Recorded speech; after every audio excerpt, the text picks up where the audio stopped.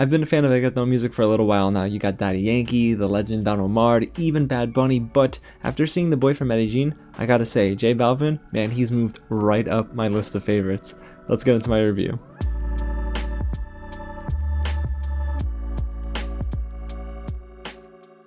What's going on, you guys? James here with another real review, and today we're diving into the exclusive J Balvin documentary, The Boy from Medellin, and it's actually debuting on Prime Video this weekend. Thanks so much to the team over at Amazon Studios for giving me a chance to watch it. It did debut at the Miami Film Festival down here locally, and I didn't get a chance to watch it, so I'm excited that I had the chance to sit down with it this week. It's directed by Heineman, and it surrounds J Balvin as he prepares for his 2019 homecoming concert in his hometown of Medellin, and oh my goodness, guys, the sense of scale for this concert, I got a little FOMO. I wanted to be there, but I loved exactly what the documentary dove into. But before I tell you what I liked and didn't like with this documentary, guys, if it's your first time here at the channel, welcome to Real James, where I talk about movies like this early all the time, so you're not going to want to miss out. Go ahead and hit the big red button below, subscribe to the channel, and tap on that bell so you'll be the first one to know when any new videos drop. And guys, smash that thumbs up button if you're a fan of J Balvin like myself, and get loud down below if you've seen the documentary, and let me know, guys, what did you think? Did you like it? Did you not like it? And did you also get a case of FOMO?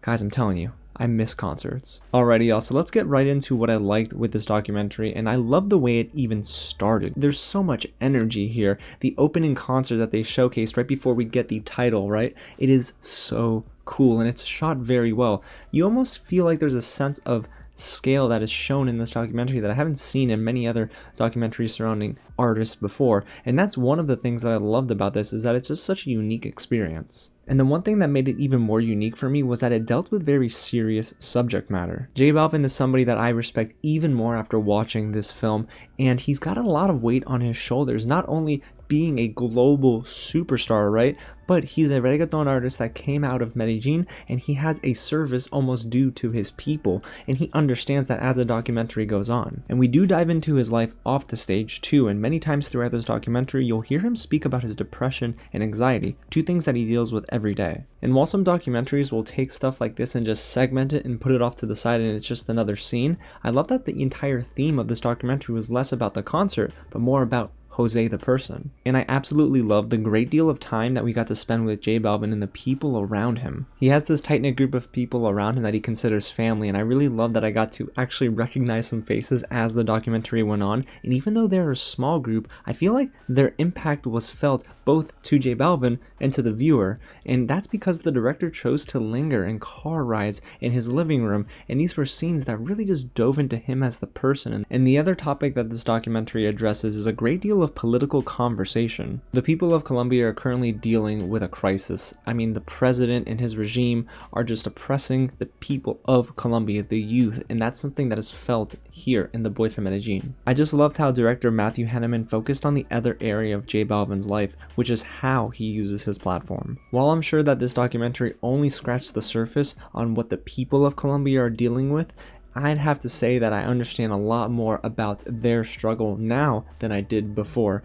And honestly, I do love that J Balvin eventually gets that courage, right, to speak up on political and societal issues that are plaguing Colombia today. But what I felt that this documentary did best is showcase that yes, global superstar artists are still people too. Oftentimes in this digital era, especially with social media, it's so easy to just tweet at somebody else because they're a celebrity and degrade them. But I love that there's this sense of vulnerability that J Balvin showcased here and allowed for this film, because it only added to that visceral experience for almost an hour and 40 minutes.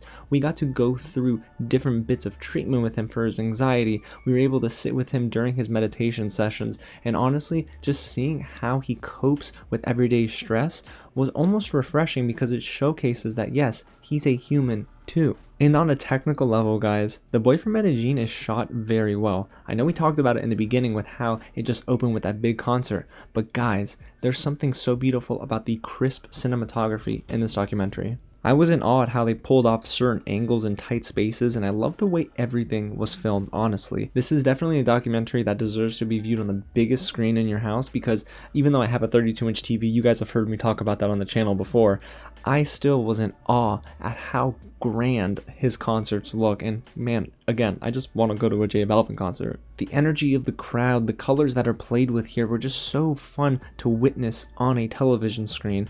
And what I will say too is that I'm glad the director spent some time with that final concert. It wasn't just a montage, even though yes, we didn't get the entire concert. I think it lasted for over 3 or 4 hours. We still were able to understand the impact and the footprint that J Balvin left on that day in Colombia. Now guys, we do have to talk about a couple of areas where I did feel the Boy From Medellin could have been so much better. I know we just talked about how it did things well technically, but guys, I will say there is this issue, especially in the first half of this documentary, where the dialogue is a little muddy. The sound mixing was a bit off, honestly, because the background music was almost overtaking the foreground voices of J Balvin and the people around him. It made conversations tough to track and pay attention to because I was distracted by the instrumentals in the background instead of exactly what they were saying in that moment of time. And the other negative I have is really the length being felt in certain areas of this documentary. This surely isn't a long documentary. I think it's only an hour and 35 minutes or something like that. But I will say that I kind of felt it lose a little bit of steam towards the end. And that's funny because it ends with that high energy concert. But I just think that towards the end of the second act, getting into that third act, the documentary is running out of a little bit to say. And that to me could have been remedied by maybe having some more solo interviews with J Balvin and maybe a couple of people close to him. Instead, there's this hyper focus on just being in the moment. You're a fly on the wall for conversations in his living room, in the car, at the studio, at photo shoots.